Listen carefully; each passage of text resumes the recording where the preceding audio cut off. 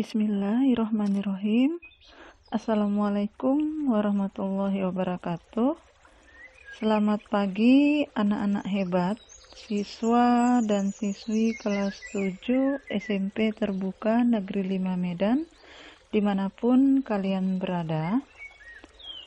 Ucapan syukur alhamdulillah kepada Allah Subhanahu wa Ta'ala, Tuhan yang Maha Esa, di mana kita masih diberikan umur dan kesempatan sehingga kita bisa dan dapat melaksanakan pembelajaran kita yang bertepatan pada pertemuan kelima untuk bidang studi IPS. Tetap semangat dan jaga kesehatan selalu.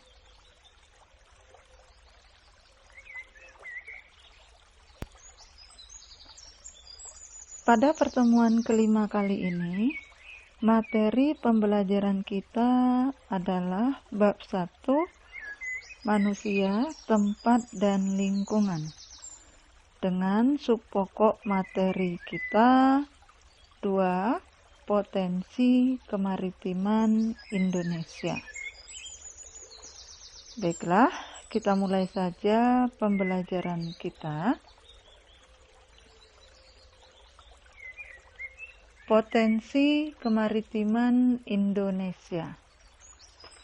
Luas laut Indonesia mencakup 2/3 dari seluruh luas wilayah Indonesia, yaitu 5,8 juta kilometer persegi. Di dalam laut tersebut tersimpan kekayaan alam yang luar biasa besarnya. Potensi sumber daya laut Indonesia tidak hanya berupa ikan, tetapi juga bahan tambang seperti minyak bumi, nikel, emas, bauksit, pasir, biji besi, timah, dan lain-lain yang berada di bawah permukaan laut. Kekayaan yang dapat dimanfaatkan dari sumber daya laut yang lain adalah sumber daya alam berupa mangrove, terumbu karang, dan lain-lain. Sumber daya tersebut dikenal dengan sumber daya pesisir. A. Perikanan. Sumber daya perikanan laut merupakan salah satu potensi sumber daya laut di Indonesia yang sejak dulu telah dimanfaatkan oleh penduduk.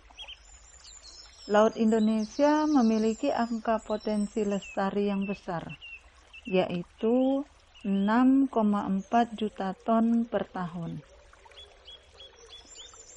Potensi lestari adalah potensi penangkapan ikan yang masih memungkinkan bagi ikan untuk melakukan regenerasi hingga jumlah ikan yang ditangkap tidak mengurangi populasi ikan. Berdasarkan aturan internasional, jumlah tangkapan yang diperbolehkan adalah 80% dari potensi lestari tersebut, atau sekitar 5,12 juta ton per tahun.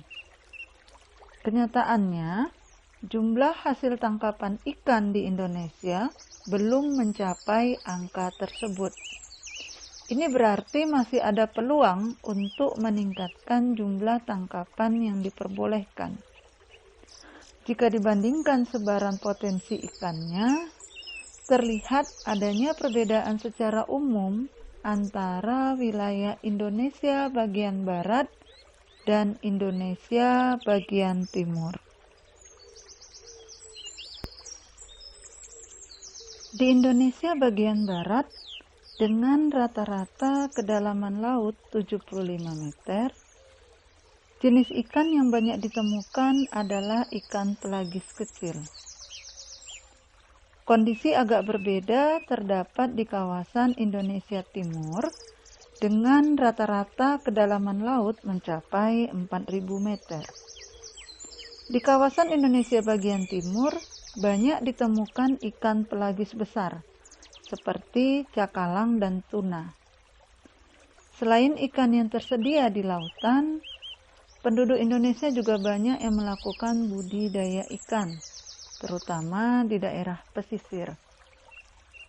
Di pantai utara Pulau Jawa, banyak masyarakat yang mengembangkan usaha budidaya ikan dengan menggunakan tambak.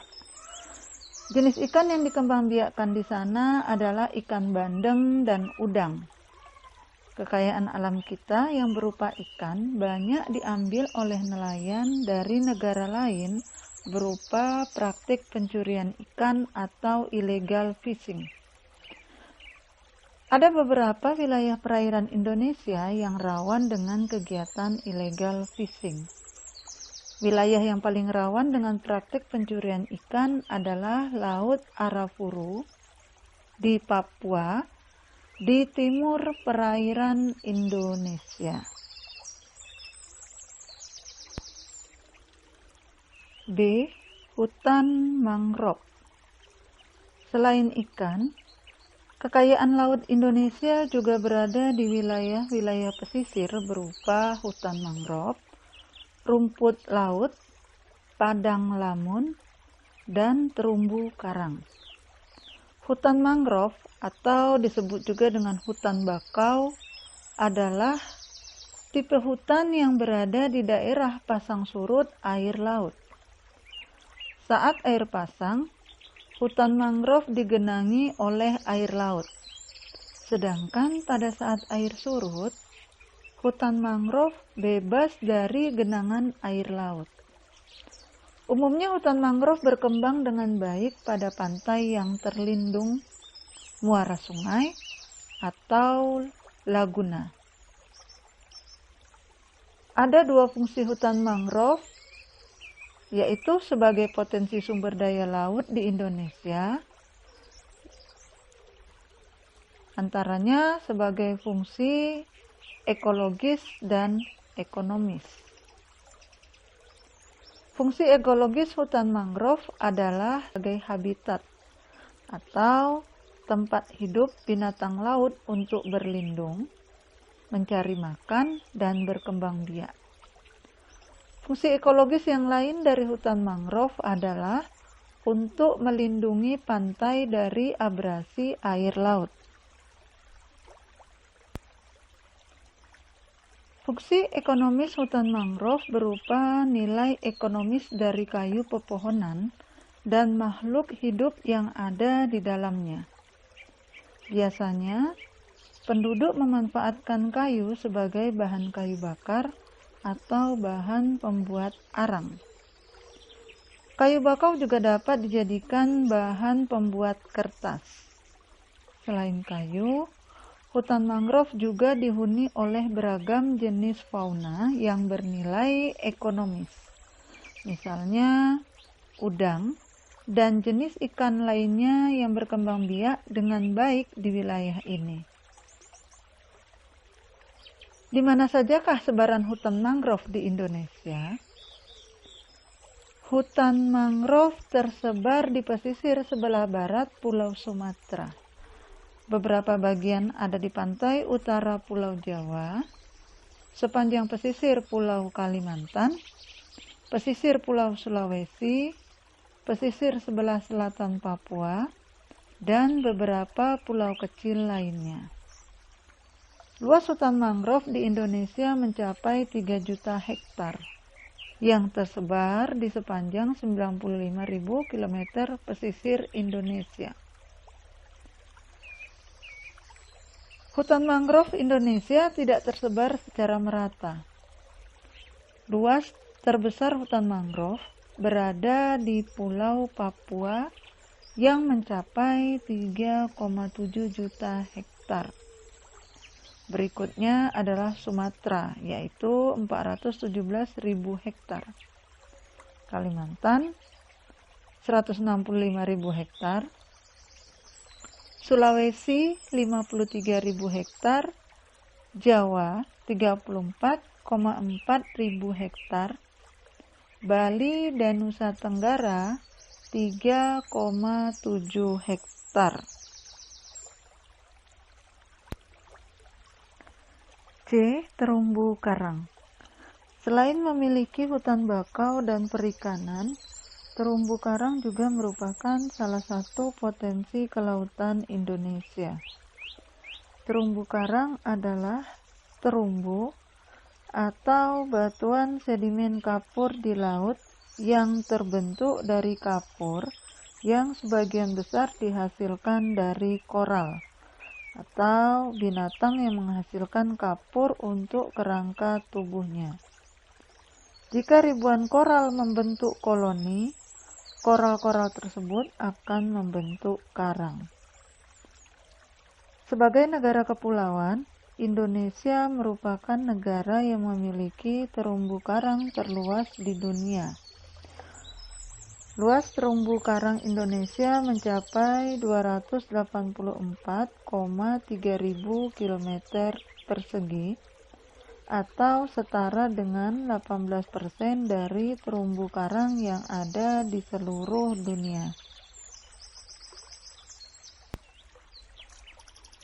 Kekayaan terumbu karang Indonesia tidak hanya dari luasnya, akan tetapi juga keanekaragaman hayati yang ada di dalamnya. Keanekaragaman hayati terumbu karang sebagai potensi sumber daya laut di Indonesia juga yang tertinggi di dunia. Di dalamnya terdapat 2.500 jenis ikan, 2.500 jenis moluska, 1.500 jenis udang-udangan, dan 590 jenis karang. Mengapa terumbu karang banyak ditemukan di wilayah Indonesia? Terumbu karang akan dapat tumbuh dengan baik pada suhu perairan laut antara 21 sampai 29 derajat Celcius. Pada suhu lebih besar atau lebih kecil dari itu, pertumbuhan terumbu karang menjadi kurang baik. Karena Indonesia berada di daerah tropis dan suhu perairannya hangat, pantaslah jika terumbu karang banyak ditemukan di Indonesia.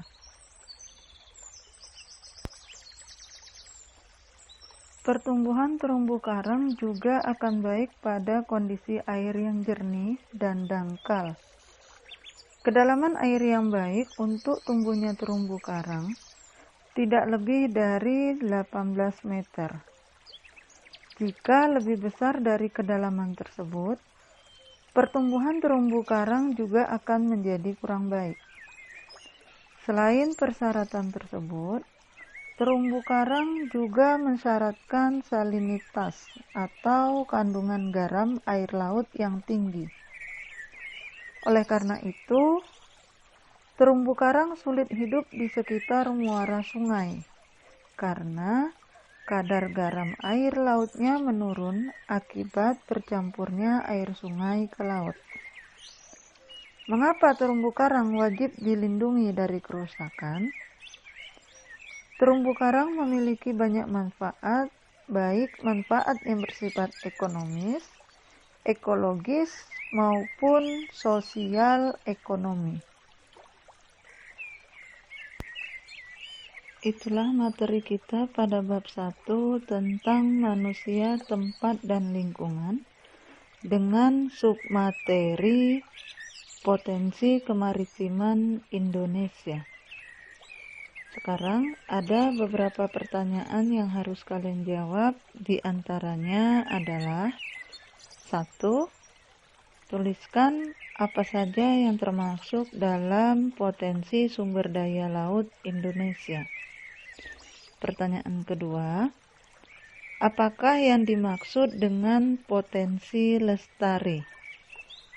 Pertanyaan ketiga, tuliskan fungsi ekologis dan fungsi ekonomis dari hutan mangrove.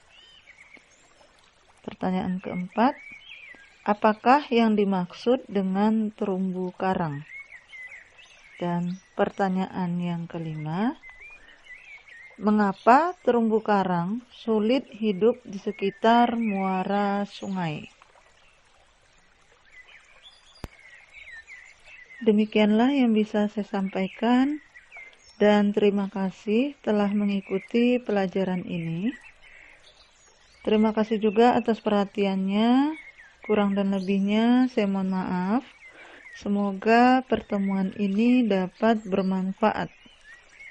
Akhir kata saya ucapkan billahi taufik wal hidayah. Assalamualaikum warahmatullahi wabarakatuh. Selamat pagi.